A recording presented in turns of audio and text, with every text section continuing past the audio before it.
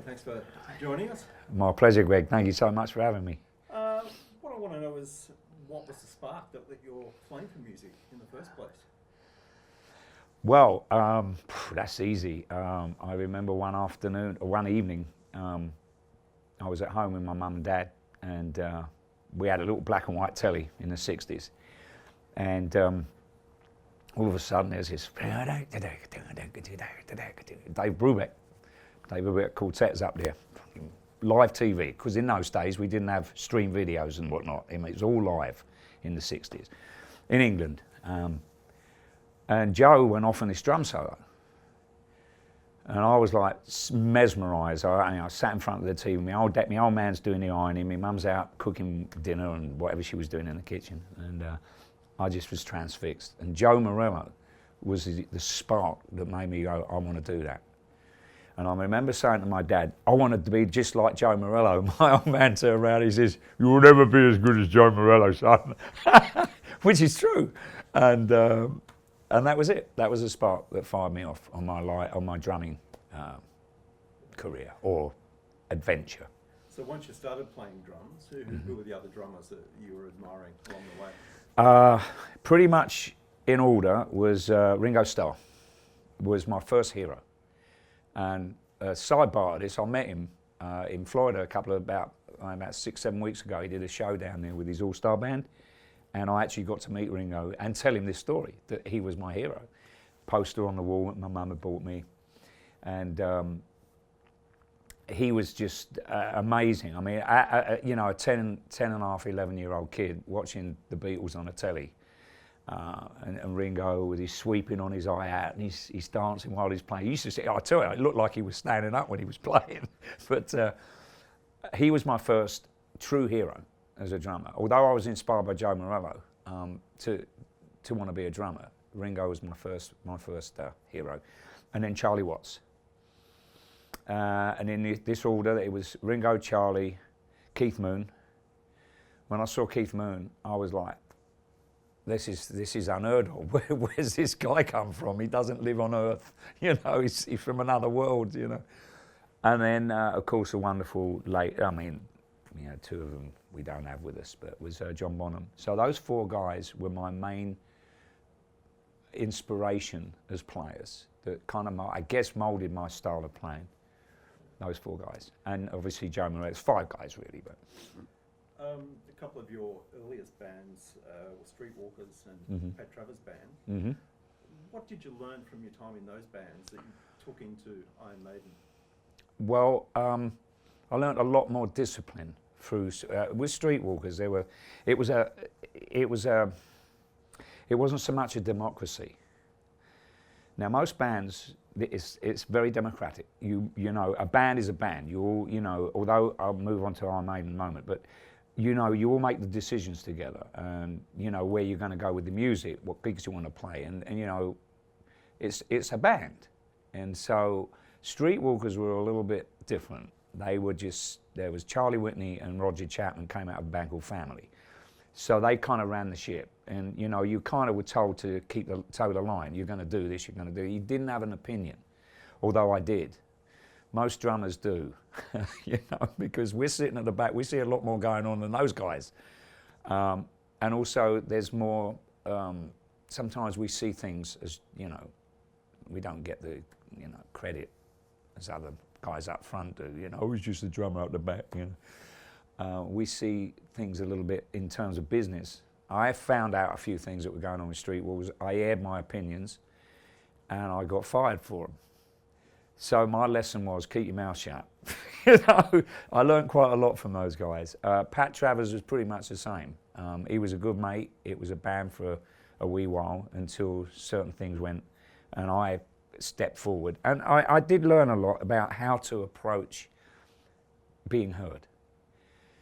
And to be a musician, especially the drummer, you've got to make things work for you. You've got to listen to what everybody else is doing, and that means as well you've got to listen to what they say. And then air your opinions democratically. Sometimes being a little bit forthright and airy-fairy and fighty doesn't work. But I learned a lot from those two guys, those two bands. in terms of really how to behave, in terms of putting your opinions forward and being heard. It's important to be heard. Yeah. Literally, not just playing. You know. What do you remember about your first gig with Iron Maiden? My first gig. The first gig, if I remember rightly, we were at Ilford. No, was it? Ipswich, I think. Gomont, one of these, somewhere around there. Anyway, I remember when we started rehearsing with the tour, Steve turned around and he said, right, we're going to play Where Eagles Dare first off. And I went, no, we're not. He said, why not? I said, because you're putting me in a deep end here. You know, I mean, that's a very, it's not, once you know the intro, the drum intro, it's quite, it's like anything else. Once you learn it, it's quite simple. It's like a language. It's, you know, language double Dutch when you hear someone speaking a language you don't understand. As soon as you understand a little bit, you go, why did I have problems with that? But I was going out as the new drummer, you know, taking over from Clive, which was no easy feat because Clive was a stunningly good drummer. And I had to play the intro to Where Eagles Dare, and I wanted to be warmed up, even though we're going back 30 plus years, you know, and I was quite a lot younger then, obviously. Steady. So I wanted to really get into the vibe of the show first before I would kick off with that song. I thought maybe a little late, 4 or 5 songs down a set, you know, get warmed up, get a bit of Dutch courage, not thrown in the deep end. But he insisted, and I remember going out and we had I forget the intro tape because we always have an intro tape. I think it might have been Churchill's speech at the time, and then we kicked off with it. So it was a very nerve-wracking, but one that I really enjoyed. It was the agony and the ecstasy of it. I remember being petrified, as I am now. In fact, all of the band, we still get nerves and stage fright, if you like, but not quite as bad as we used to, you know. But we don't go on stage, you know, expecting everything's going to be great. You know, we go on to play to our max, but we all still get a stage. And of course, you don't want to be in the dressing room prior to going on because it is. It was quite nerve-wracking, but it was great, and it's been getting better every time we play. When the band presents a new song to you, do you immediately know what you're going to do with your drum parts, or is it something that you like to take away and try different things with? Good question. 9 times out of 10, Steve's the prolific writer in the band, and he tends to have an idea of what kind of rhythm structures he wants. And you know, we'll all sit in a circle acoustically, and I'll just sit playing, you know, on my legs, and sometimes I'll pair a pair of sticks, but then I start getting too hard and it, you know, bruise my knees up, whatever. So we sit in a circle and learn the songs and learn each of the sections. Once we've kind of sketched that and we put it on on the iPhone now, then we will, if we're that confident everybody's got the call sheets written out, we'll have a go at it. And then what would happen is 9 times out of 10, if it's okay, we just carry on. So I still progress my drum parts as we learn the songs, and we usually live with it for a little while, yeah. Speed of Light on the last album, as an example, Adrian came in with that song, and he just started firing up the riff. And for some reason, we all just got fired up in the moment. And we learnt that song within like probably 10, 15 minutes. It's quite simple, but and we went out and we played it, and I think we did 2 takes of it. And if the actual intro, the drum part of the intro, there's a mistake in it. It's not quite clean, but it was so random, and it had such a magic feel to it. We thought, well, let's keep it, you know, as we do like what we call Nicko-isms. Little mistakes. So there wasn't a lot of learning on that. It was just 1, 2, 3, 4, head down, meet you at the end. But a lot of the more complicated songs where there's time changes and drops and whatnot, yeah, I kind of live with it. And you know, finally what would happen is Steve and I will play together what we're going to play without the band, and we'll work on the rhythm section side of things without anyone else, and we'll lock in together. That's very important as a drummer and a bass player to the drummer to not keep changing things up. Unless, you know, like Zeppelin in the old days, they play a song and they never play it the same twice because there was like a lot of freedom in an expression. Now we don't do that except for the end of songs. The ends of songs are very rarely the same. Little things get changed, but not a lot of jamming going on. So you have to lock it in. So I do tend to live with it when I can. Which Iron Maiden song you're most proud of in regard to your drum part? That's a good question, Greg. Can I have a couple of days to think about it? Oh my goodness, they're all. I mean, Where Eagles Dare obviously was the big first track on the album, first track live. You know, a really nice drum motif that took quite a lot of working on to get it right. I mean, that story will take us half an hour to explain it to you. Might take 3/4 of an hour, you never know. So I won't go into it, but that one I'm pretty proud of. I really like Empire of the Clouds from a point of view where I had a lot of input with Bruce when he was writing the song in terms of percussive sounds. Some, you know, the actual drum parts on that song I'm really actually very proud of. It's a stunning piece of music. And it was one or two songs that we actually had to play to a click, except for the middle section where we go off into the guitar solos where we have free rein. But the first, you know, the verses were all played with a click because Bruce couldn't play the piano part. So the piano part was constructed from him playing a dodgy piano part, if you see what I'm saying. And he'll own up to it. I mean, he said, oh, I'm not really good enough to play it. So he played it and we sketched it into time, so I had to be onto a meter. And that was real good fun. So yeah, that's pretty much what I'm really proud of. Yeah. You've seen a lot of changes in technology along the years. I'm wondering how that's affected your drumming in the band. Like, for instance, do you remember the first time you used in-ear monitors? Don't use in-ear monitors. Don't use them? No. To them. We're old school, mate. We want to feel the music on stage. This is one thing that really annoys me, boys and girls. Now, I know, as you were saying, technology, you know, screw technology. A band's a band. You want to hear it. And the problem with most shows nowadays is if you haven't got a great PA system and a great mixer and a guy who sit there is really good and knows what he's doing, you're going to sound shit. Because you've got no amplification on stage. Because everybody's hearing it through ear, and the only thing you're hearing is the drummer, which is great, okay? But at the end of the day, this is my opinion, and shoot me if you like. Get me out of my misery. I don't agree with it. I like to go to see a band, and if I go and stand on the side of the stage, I want to hear them. I can't do that when they're all in ears, because they're not. Very rarely you've got, like Maiden, we still got like 4x12 Marshall cabinets on the back line.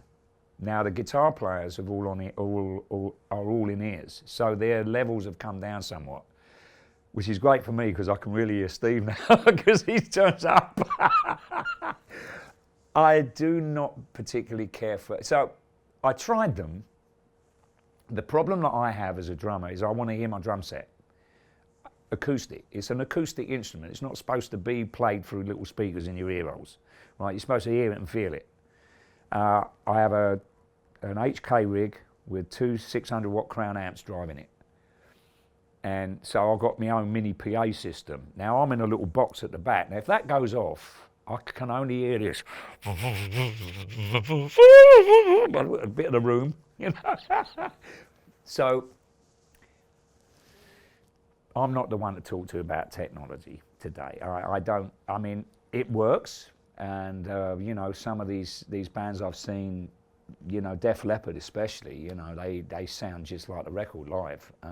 After time it might be, and they might be miming, who knows? Sorry, Joe. No. Yeah, it can work, I suppose, but for Iron Maiden, no. Tell me about some of the gear companies you've formed a relationship with. Oh my goodness, yes. Over the years. Well, I've always had a great relationship with pretty much all of my companies that I endorse. I don't like using the word endorse because they're more friends. It's my arrangements I make with companies that I use is can I have yours? You know, I'll pay for this, I'll pay for that. Don't expect anything free, but that's the way it works. They go, here, have what you like. My relationship with Piesty is just unbelievable, and I'm very humbled by all of the families that I'm a part of.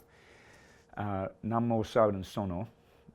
You know, I had 17, 18 years with them prior to the Link family selling Sonor onto Honor in 92 or whenever it was they sold it, but I left in 92. And I went with Premier. I had 22 great years with them. Unfortunately, business just didn't work out for it, and I went back to Sonor, and I went literally with my hat in my hand to Carl Irons Mansell, and I said, Carl, you know, can I come back? And he was like, we need to sit and talk. And so I'm back with Sonor, and it's as though I'd never left. But I value the relationships with these companies as, for one, I believe it and I pay for it prior. I mean, my first Sonor drum set I ever bought when I was 16, well, my first drum kit I ever purchased was a Sonor. The first drum kit I got from Sonor in 1976, I purchased. All my cymbals from Piesty I purchased back in the same time, 76. Sound 7 sets, beautiful, 602s, kept cracking them. As you would, because they're not really a very heavy cymbal. I was using Shaw sticks for years. Shaw just disappeared, and I went and Vic Firth was a very, very dear friend of mine prior to me going to use his brand of stick. And I had a wonderful relationship with DW, with John Good and Garrison and all the guys over there. It was a decision that was kind of nice to be in a position as a professional player to be able to pick and choose who you'd like to use. DW were on the top of the list next to Sonor, and if I had an issue with Sonor, I would have gone to John and said, look, you know, can you build me a drum set for the next tour? I use their pedals. They've always taken great care of me. Beautiful product. But my endorsement deals are more friends, and it's very important to me. And I've been, you know, as I said, I'm very humbled by the way they've looked after me, all these companies. You know, and Remo, I left Remo 5 times over my career and went with different, you know, Premier had the Rob Morgenstein head, Ludwig Silver Dots, which were fantastic drum heads. And then Sonor had their own drum heads, and, you know, I left them and went back, left and went back, left, went back. And Mr. Belly was, the last time I went, but the last time I approached them again to go back, I said, I'll never leave. Couldn't I have me deal back? They said, yeah, sure, come on. And it's a wonderful relationship I have with all these guys, you know. Yeah. If somebody was building a drum kit for you, what's the number one element that they have to get right? It was definitely the type of wood used. I was never, you know, when I used the beechwood from Sonor, that was such a heavy, dense wood. I loved it. And then already going to Premier, they didn't offer that. So I went with the maple. The craftsmanship behind the bearing edge of the shell is very important. And the main thing for me is the hardware.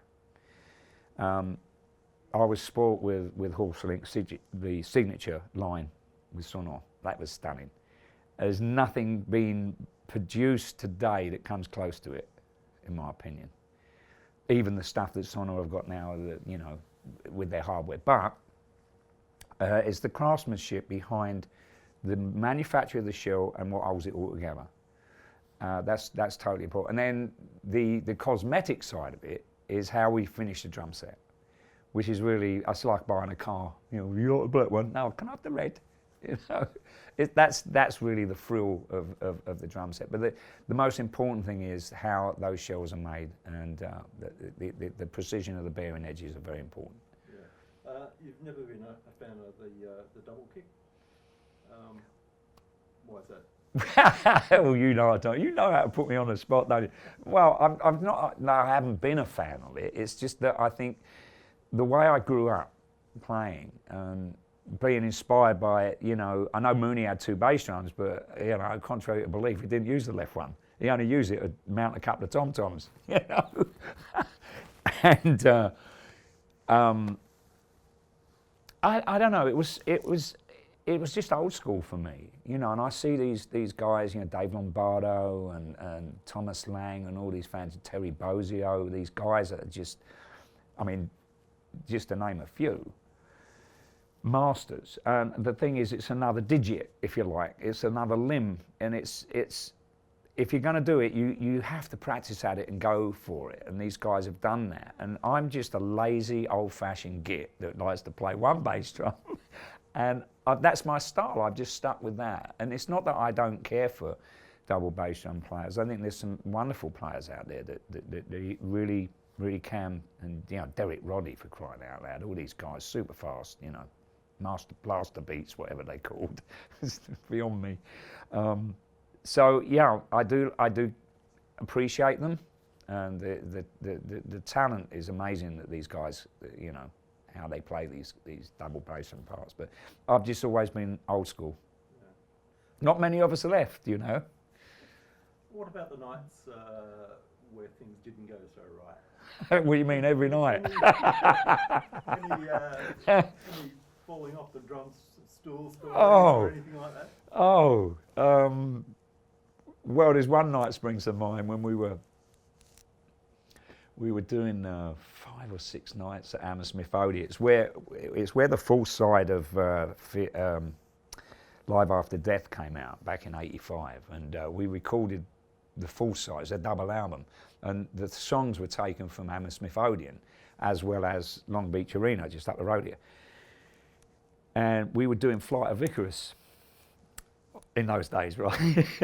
And it starts out 1, 2, right? It's just a 2 count. And Bruce always used to say, wherever we were, scream for me. In this case, Hammersmith. Scream for me, Hammersmith. And he'd do 3 of them. Scream for me, Hammersmith. I can't do his voice, but he's like, the Flight of Icarus. Right? He goes to the second scream of me, Hammersmith, and I've gone, right, and I've had a brain fart. I thought, oh shit, we're off, right? So I've gone on my own. Oh, I'm fucking playing, right? Excuse me swearing. And there's all the kids down the front, because if I look down under my tom-toms, I can see the front row. Most of them I can't see, I have to stand up, but I go, and I'm actually down here like shrinking by the minute, right? Looking the kids at the audience like this. Right, oh shit. Now I've got all the band, all 4 of them in there, so only 4, there was 5 of us, because we didn't have Yannick in the band in the 85. So they've all come up on a drum riser. Bruce is like, what the fuck? Steve's going, what? What have you done? I went, watch me. 1, 2, 3, va! Right? So, and we all kicked it back in. And now bear in mind, we're recording this live. And we've got the Stones mobile at the back, Martin Birch sitting twiddling the knobs. So I actually came off, and that was one of my most embarrassing moments. The second most embarrassing moment was down near your part of the world in New Zealand, back in '91. 92 it might have been actually. We were doing a show in Christchurch, and the lad from Sonar Drums quite conveniently forgot to send me a 11-piece Sonar signature drum set, which was had been built to send to Australia. This soppy twat forgot. So I get to the show. I actually get the hotel, my drum tech calls me up and he says, Nick, we got a bit of an issue. I said, what's that? He said, they've sent me a Force 3000 drum set. I went, Force 3000? That's one of the cheaper ones, isn't it? He says, yeah, and not only that, they've only sent a 22-inch bass drum, a 10, 12, 13 tom and a 16 floor. Now I use a 24 bass drum and an 18 floor. The rest of it, you know, not too shabby. I can get away with it. Cut a long story even longer, right? He tuned it up. I said, how's it sound? He says, all right. I said, well, we're stuck with it. We just got to get on and make the most of it. So we at the show, get to Hallowed, being our name. And at the very end of Hallowed, it kind of breaks down and there's just the guitar, Davey does it, it's like a little trill.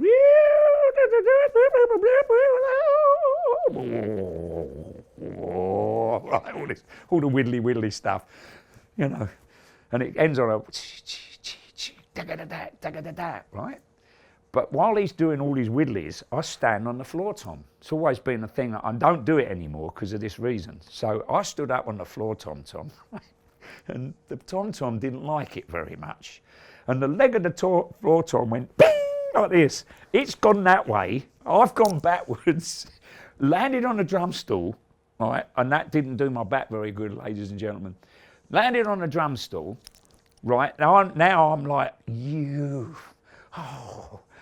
So I've picked the floor tom off, that was laying on the floor, threw it up in the air through the lighting truss, and it's pinged around like a ping pong ball, right? Or a pin table. It's gone up in the lighting truss, disappeared for about what would seem to turn. Bruce, in the meantime, is coming hurtling from the front of the stage because he's heard all this. All the cymbals had gone over. You know, I've whacked my head on the hi-hat as well, right? So now he's coming towards the drum ride, and then the floor tom decides to come out the lighting truss. Missed him by about that much. Frightened the life out of him. So he's thrown it back at me, which is great. So then I've kicked the drum set off the stage, right? Well, I still have my full complement of cymbals, don't get me wrong. The little drum set, all these like 15 cymbals around me. Kicked it off. Davy's still going, woo! I've gone, oh! I finish, threw the sticks up in the air. And now I've got no drum set, and we had like 2 more songs to go to the end of the set. This wasn't the encore. So we had to finish the show early. And on that note, that's my second disastrous story. So yes, it was, oh yes, let me finish the story. Then we went to Sydney. And we get to the show. I didn't have Charlie, I had a guy called, Charlie Benante's drum tech was working for me. Walter Gemeinhardt was doing my drum teching. He's fixed the kit up so we could do the show in Aussie. Big Wally Grove comes in the dressing room. He says, "Here, Nick," he says, "there's a bloke out here. I think you need to come and meet him. I'll come with you." And I went, "Oh, do I have to?" He said, "I think you better add." So we go outside backstage, right? And there's this geezer, must have been 220 pounds. He must have been a freaking football player, American. He was massive, this bloke, solid as a rock, right? All muscle, not an ounce of fat on him. Hands like the size of a basketball. He goes, "Hello, Blues, how you doing, Ocker?" He said, "How's my drum kit then?" I went, "Beg your pardon?" He said, "How's my drum kit doing?" He said, "John Dyke, who was the A&R guy for Soda, phoned me up and asked me if he could borrow my drum set." So not only did he not send my 11-piece Sonor, he borrowed this drum set off this guy. And I'm like looking at this geezer going, "Oh, jeez, if he sees the state of that drum set, I'll be mincemeat." And just then Wally Grove came out and said, "Nick, I think you better go, mate." He said, "You got that interview to do, remember? Come with me. I'll see you later, mate." Yeah. So that was it. After that, I phoned Carl Irons and said, "You need to give this guy a new drum set. I'll pay for it, I don't care." And that's when that was the straw that broke the camel's back after I moved from Sonor. Cost me a lot, that did. Did my back in. Iron Maiden have always been a bit of a pioneer in regard to merchandise, especially in the regard to Eddie, the mascot. Mm-hmm. But you've always, or it seems to me that you're always in total control of what goes out. Yeah. What's the thinking within the band in regard to the merch? Well, it's similar pretty much to what I was going to say about, what I learned from Streetwalkers and Pat, and moving on to Maiden. It's a democracy still, but it's Steve's band. He's my boss. He formed Iron Maiden. He is Iron Maiden. And a lot of the major decisions that are made by Steve, and Steve alone, because sometimes he just can't phone 5 other guys up and go, "Look, should we do this?" He's never, ever, to my knowledge, made a bad decision for us. Although now it's more him and Bruce and Rod. Without a doubt, Rod, our manager, is the 7th member, and then Andy Taylor. Without good management, you can be a great band. Without good management, forget it. You can be a mediocre band with great management, and you can maybe make it.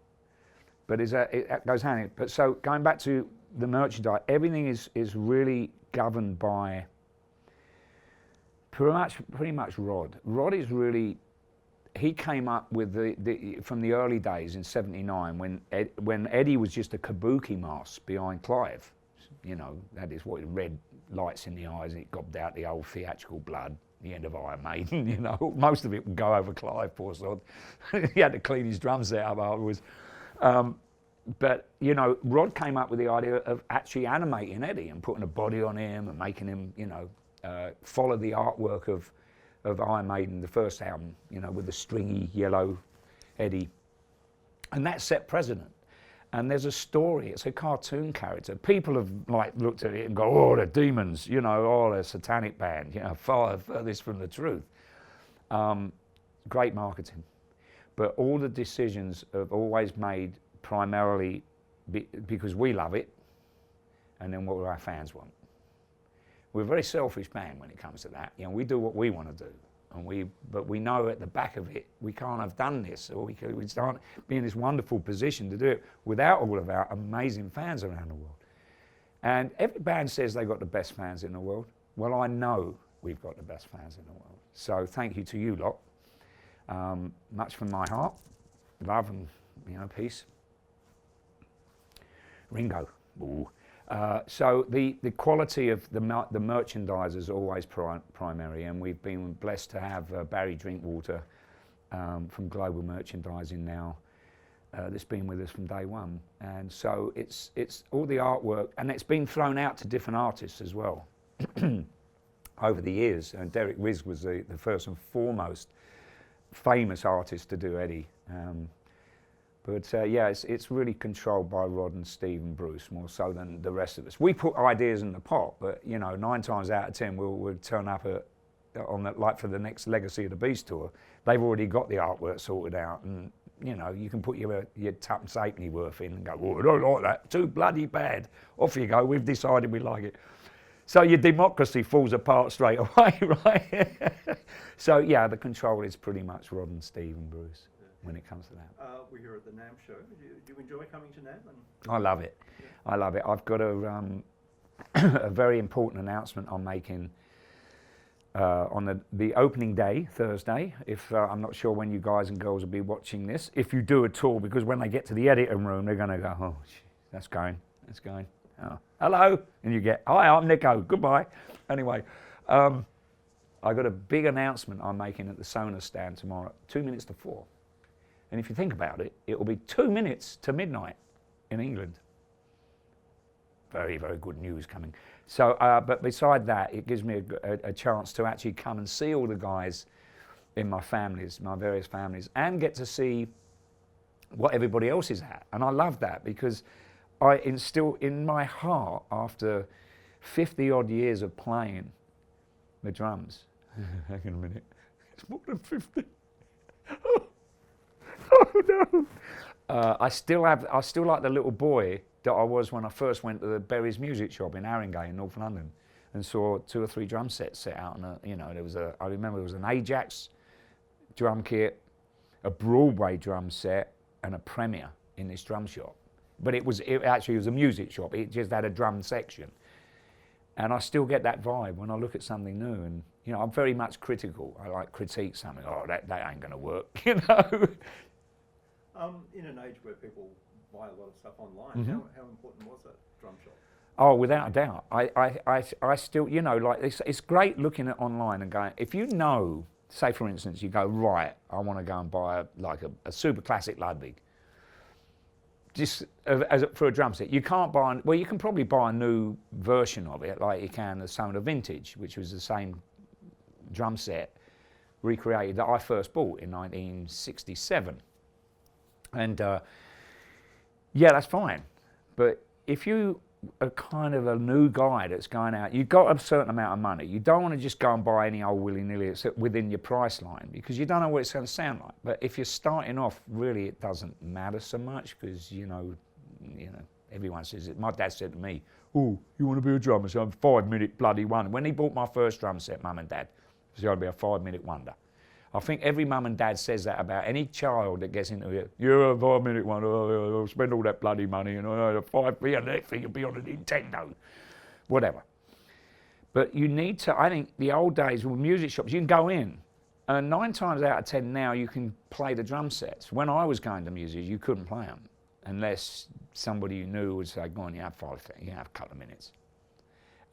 It's important to sit down and play it and have hands on. I think it's so important. You can't do that online. But if you know what you want, it's great because you're being lazy. Right, what credit card am I going to use? All right, yeah, 10 days later, I can ring on the door. We signed for this. Oh, I've got my new set of cymbals. How lovely is that? Whereas you might want to go into a shop and try something different. You know, I think it's still very important that kids get the opportunity to be educated into what they may want, you know, or what they might like. And to do that, you've got to do that in a music shop, or a drum shop, or whatever, you know. What are you most proud of, Nicko? Oh, gosh. No. I'm most proud of my sons and my family, you know, that stuck by me through what I've been doing, living my dream. And it's a very selfish life, living a dream of a musician, you know, and to have your family and stand behind you.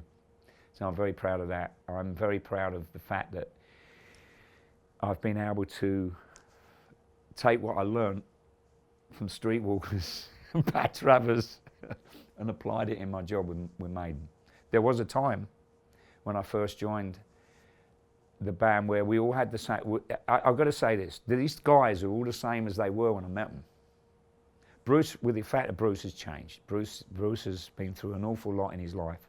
He's combated the nasty C word, cancer. Behave. In the early days he was very, very out front, very egotistical, and he became a different person as he got older and he met Patty, his wife. I love everyone to death in this. I'll take a bullet for him. But the thing was, when I first joined the band, the principle behind the band was, we're a band of guys that play music because we love to play music the way we do together. It's not about ego. And fortunately, I started to get a little bit, I bawled out my drum tech in front of everybody, and I went to this girl in this, do you know what a do not disturb sign is? It means you don't fucking knock on the door or come in, and I was becoming arrogant and above my station, and I got a public warning. And there's a way in this band, you get 2 strikes, the 3rd one you're out. Actually, I'm using the American analogy, which is 2 yellow cards, okay, for soccer for you lot over here. 3rd strike, you're out. And it's very, very same today. But I was pulled aside and told in no uncertain terms, if you don't shape up, the band don't want to work with you. So I was blessed because I had great management. And we were sitting talking about that. So you asked me what I'm most proud of. I think I'm most proud of the fact that I listened and I sat back and I got myself sorted out, and the fact that I'm playing with 5 of the most incredible musicians in the world. That's what I'm most proud about. Nicko, thanks for your time. Greg, God bless you, man. Thank you. Brilliant. Good stuff.